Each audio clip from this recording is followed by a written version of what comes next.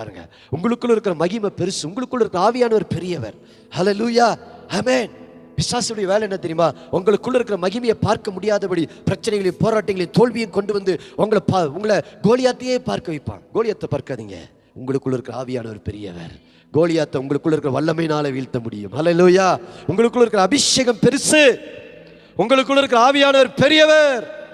பிசாசு நான் துரத்தினா மட்டும் இல்ல, வைராக்கிய வாஞ்சியா இருக்கிற எந்த விசுவாசி துரத்தினாலும் ஓடும். பைபிள்ல சொல்லப்பட்டிருக்குது. மார்க் 16ஆம் அதிகாரத்துல என்ன சொல்ற தெரியுமா? விசுவாசிக்கிறவர்களால் நடக்கும் அடையாளங்கள் அவனை, அவர்கள் பிசாசுகளை துரத்துவார்கள், வியாதியஸ்தரை சுகமாக்குவார்கள். அடையாளம், நீ விசுவாசி ஆயிட்டன்றதுக்கு அடையாளம் என்ன தெரியுமா? பிசாசை துரத்தணும். ஹல்லேலூயா. இயேசு தன்னுடைய ஊழியத்துல முதல்ல செஞ்ச காரியம் என்ன தெரியுமா? பிசாசெல்லாம் துரத்தினார். ஏன் பிசாசை துரத்தினார்? இன்னைக்கு நிறைய பேருடைய பிரச்சனைக்கு காரணமே யார் தெரியுமா? பிசாஸ்.